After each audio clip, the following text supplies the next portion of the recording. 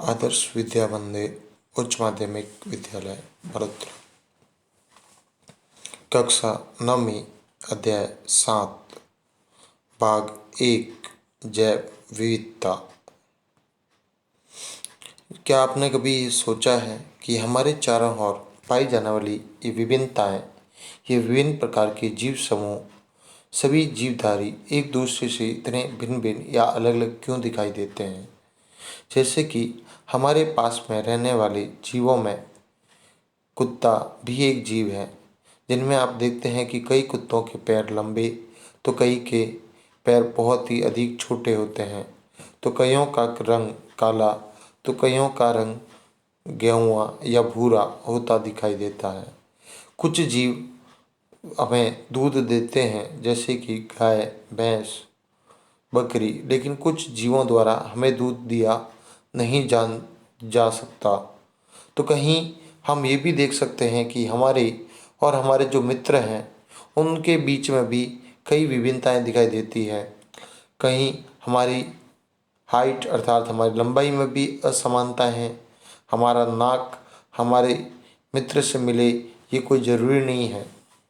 हमारे और हमारे मित्र की हथेली का आकार अलग अलग हो सकता है, अर्थात उसका आकार समान है ये कोई ज़रूरी नहीं है।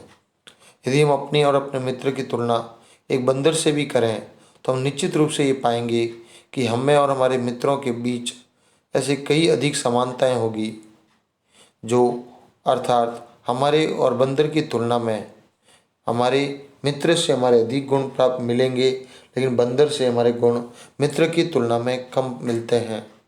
वहीं इसके विपरीत यदि हम हमारे गुणों की तुलना एक गाय और बंदर से करते हैं तो उस समय हमारे गुण बंदर से ज़्यादा मिलते हैं पर गाय से कम मिलते हैं। हम इसे इस प्रकार कह सकते हैं कि गाय की तुलना में बंदर हमसे अधिक समानताएं प्रदर्शित करता है, अर्थात उसमें ऐसे कई गुण उपस्थित होते हैं जो हम में भी उपस्थित होते हैं, अर्थात हमारे साथ समानताएं प्रदर्शित करते हैं। हम देशी और जर्सी गाय के बारे में भी हमने सुना है। देशी गाय अर्थात वे गाय जो हमारे आसपास पाई जाती है और ये भारतीय मूल की नस्ल गाय होती है।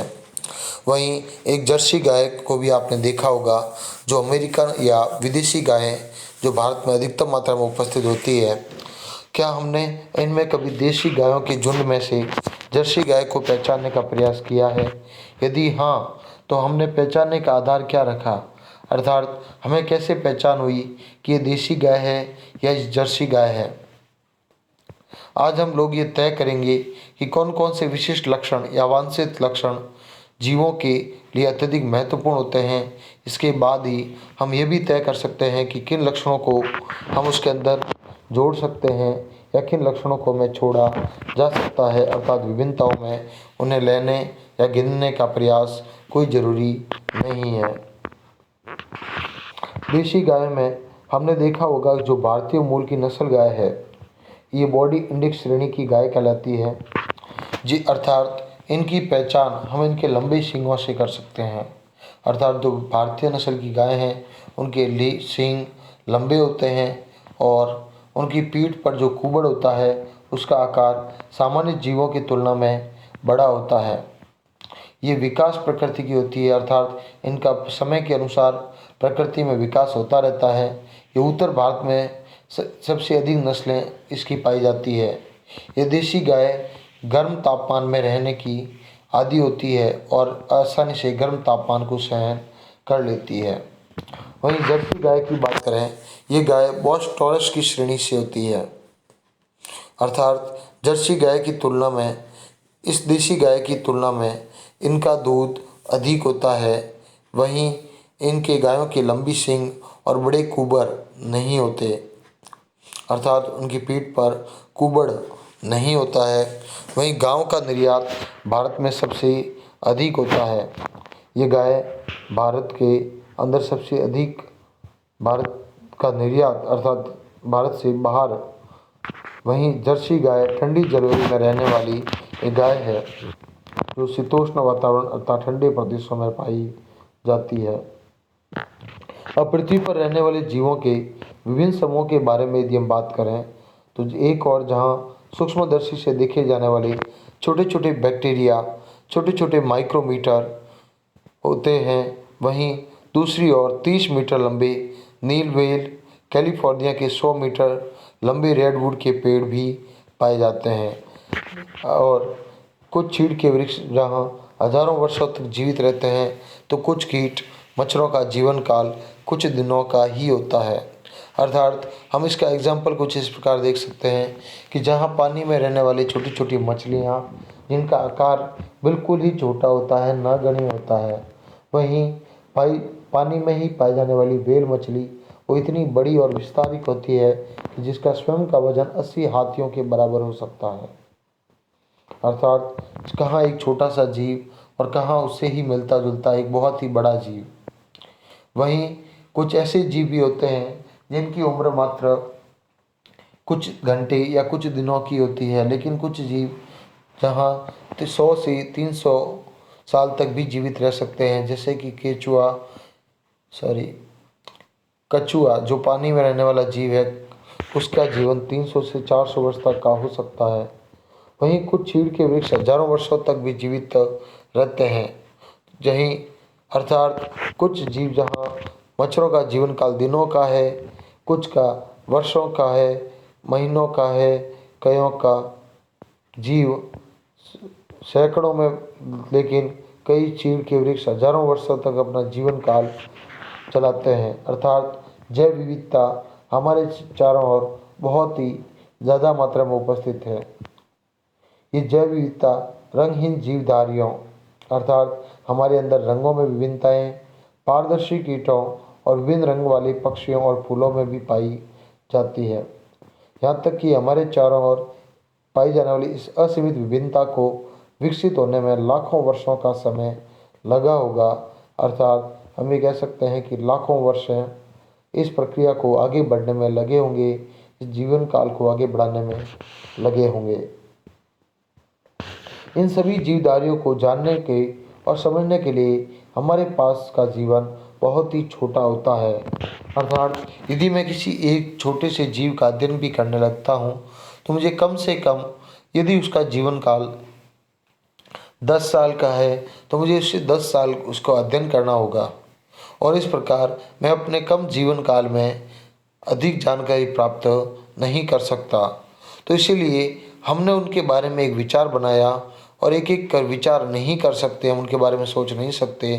तो की जगह हम इन जीवधारियों की कुछ समानताएं करें, अर्थात उनकी समानताओं का अध्ययन करेंगे, जिससे हम उनके विभिन्न वर्गों को याद रख सकें, फिर उन्हें विभिन्न वर्गों व समूहों में अध्ययनरत कर बांट सकें। जीवन के इन विभिन्न रूपों की विभिन्नताओं का अध्ययन करने के अनुरूप हम इन्हें समूह बनाने के क्रम में हमें ये सुनिश्चित होगा कि कौन से विशेष लक्षण हैं जो जीवधारियों में अधिक मौलिक अंतर पैदा करते हैं। इसी पर जीवधारियों के मुख्य विस्तृत समूह का निर्धारण भी होगा, तो इस पर निर्भर भी होंगे। इन समूहों में से छोटे समूह का निर्णय अपेक्षाकृत कम और महत्वपूर्ण लक्षणों के आधार पर ही किया जा सकता है। अर्थात ये छोटे छोटे जीव इनमें सबसे अधिक विभिन्नताएं पाई जाती है, जो विभिन्नताएं भोजन के रूप में, उनके आवास के रूप में या अन्य किसी कारणों से भी हो सकती है। हमारे जीव वैज्ञानिक जीवों के समूह के बारे में वर्गीकरण का सर्वप्रथम प्रयास प्राचीन समय से किया जा रहा है। वहीं यूनानी विचारक अर्थात यूनान देश के एक विचारक अरस्तु ने जीवों का वर्गीकरण उनके स्थल अर्थात उनके रहने के स्थान में जमीन, जल और वायु के आधार पर किया था। ये जीवन को देखने का बहुत ही सरल तरीका था, लेकिन ये एक भ्रामक था, क्योंकि यहाँ पर कई विभिन्नताएं होने के बावजूद वे जीव एक ही प्रकार के और एक ही भाग में पाए गए। समुद्र में रहने वाले जीवों में जैसे प्रवाल, व्हेल मछली, ऑक्टोपस, स्टारफिश और शार्क, ये इनके अंदर कई विभिन्नताएं पाई जाती है। इनकी हड्डियों में, इनके आवास में केवल एक समानता दिखाई देती है। उसके अलावा सभी भागों में विभिन्नताएं होती है। उसके बावजूद भी इन्हें एक ही भाग में रखना और एक ही भाग में रखकर इनका अध्ययन करना, अध्ययन व विचार के लिए इस आधार पर जीवधारियों को समूह में बांटना ठीक नहीं होता। इसलिए हमें अब ये निर्णय करना है कि इन किस विशिष्ट अभिलक्षणों के आधार पर इन वृद्ध वर्ग का निर्माण किया जा सकता है या इनके अध्ययन को समझा जा सकता है। आज के गृह कार्य में आप कर सकते हैं, हम जीवधारियों का वर्गीकरण क्यों करते हैं।